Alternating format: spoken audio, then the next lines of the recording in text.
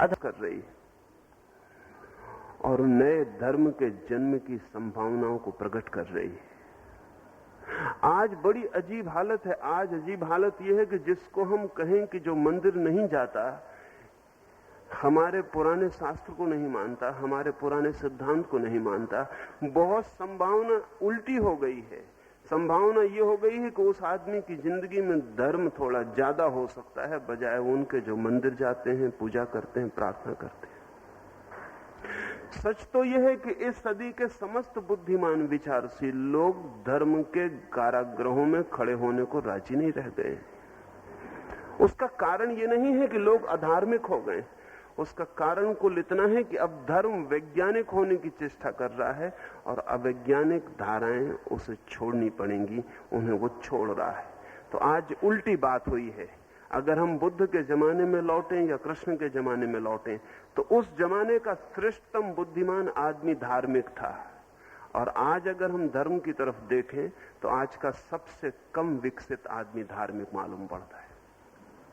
सबसे कम शिक्षित, सबसे कम बुद्धिशाली, सबसे ज्यादा पिछड़ा हुआ आदमी आज धार्मिक मालूम पड़ता है। कृष्ण के जमाने में सबसे ज्यादा विकसित, सबसे ज्यादा बुद्धिमान आदमी धार्मिक मालूम पड़ता है। यह हैरानी की बात है। आज जो आदमी ठीक से शिक्षित है, जो आदमी ठीक से सोच विचार करता है, वो आदमी अचानक अधार्मिक क्यों हो जाता है? इस सोचने जैसी बात। हम कहेंगे ये शिक्षा गलत है, हम कहेंगे कि ये तर्क गलत हैं जो आज लोगों को दिए जा रहे हैं, इसलिए लोग अधार्मिक हो रहे हैं। नहीं, ऐसा नहीं।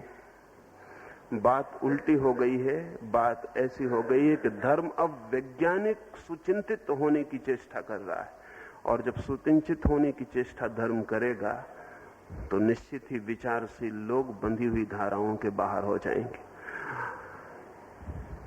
धर्म अब वैज्ञानिक हो सकता है क्योंकि विज्ञान अब विकसित हुआ है। जैसे आज से 100 साल पहले का वैज्ञानिक ईश्वर को इंकार कर रहा था, लेकिन आज का वैज्ञानिक उतनी हिम्मत से ईश्वर को इंकार नहीं कर सकता है। आइंस्टीन ने मरने के पहले कहा कि जब मैंने विज्ञान की खोज शुरू की थी तो मैं सोचता था कि आज नहीं कल सब जान लिया जाएगा। और आइंस्टीन शायद मनुष्य जाति में पैदा हुए उन थोड़े से लोगों में से एक है जिसने सर्वाधिक जाना है।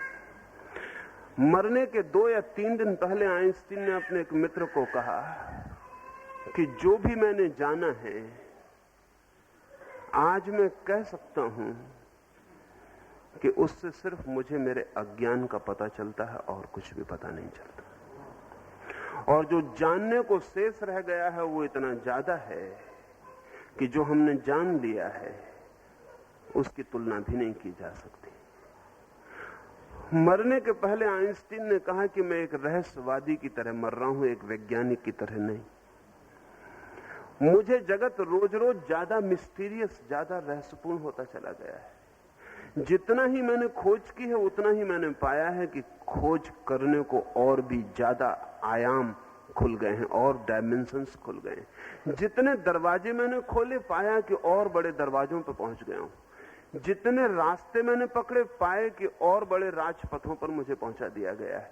जितनी कुंजियां मैंने पाई उनसे जो ताले मैंने खोले पाया कि और बड़े ताले आगे लटके हुए हैं। एडिंगटन ने अपने संस्मरणों में लिखा है कि जब मैंने सोचना शुरू किया था तो मैं समझता था जगत एक वस्तु है, लेकिन अब मैं कह सकता हूं कि more and more the world is looking not like a thing but like a thought. लेकिन अब मैं कह सकता हूं कि जगत वस्तु की तरह मालूम नहीं पड़ता बल्कि एक विचार की तरह मालूम पड़ता है। अगर जगत एक विचार है तो विज्ञान ने छलांग लगा ली धर्म में, और जगत अगर एक अनंत रहस्य है तो हमने परमात्मा शब्द का उपयोग किया हो या न किया हो, हम परमात्मा के द्वार के पास खड़े हो गए। और अगर जगत हमारे ज्ञान से नहीं सुलझता, सिर्फ जानने से नहीं सुलझता, तो बहुत देर नहीं है जब हम ये बात कह पाएंगे कि जानने से नहीं सुलझेगा, होने से सुलझेगा। नॉलेज काफी नहीं है, बीइंग की जरूरत पड़ गई है। इतना काफी नहीं है कि हम दूर खड़े होकर देखें, जरूरी हो गया है कि हम एक हो जाएं, तन्मय हो जाएं, डूब जाएं और जानें। शायद जानने का अब एक ही रास्ता है, वो होना है। विज्ञान अब धर्म के लिए रास्ता खोज रहा है, लेकिन कला भी आ चुकी है दुनिया में। और मैं मानता हूं कि कला तो तब आएगी जब बड़े व्यापक पैमाने पर धर्म आ जाए। तो फिर कला के नाम पर जो आया है वो क्या है? कला के नाम पर 99% तो वासना का उभार है। 99%, चाहे काव्य हो, चाहे चित्र हो, चाहे मूर्तियां हो, चाहे संगीत हो, कला के नाम पर अभी जो भी पृथ्वी पर है वो मनुष्य की वासनाओं को उत्तेजना देने के अतिरिक्त और कुछ भी नहीं है। कह रहा हूं 99%, चाहे कालिदास के ग्रंथ हों और चाहे भवभूति के, और चाहे बायरन की कविताएं हों और चाहे शैली की, पृथ्वी पर जो भी कला के नाम पर अब तक आया है वो मनुष्य की इंद्रियों को स्टिमुलेंट का काम कर रहा है और कुछ भी नहीं कर रहा। असल में धर्म के बाद ही वास्तविक कला का जन्म हो सकता है, लेकिन अभी धर्म का ठीक जन्म ही नहीं हो पाया। 1% मैंने छोड़ दिया। 99% कला के नाम पर सिर्फ मनुष्य की वासनाओं का विस्तार है, और 1% में कुछ थोड़ा सा हिस्सा उनका है जिन्होंने धर्म को जाना और कला को जन्म दिया। जैसे मीरा के भजन हो, तो मीरा के भजन साधारण भजन नहीं है। मीरा के भजन एक धर्म की अनुभूति से प्रकट हो रहे हैं।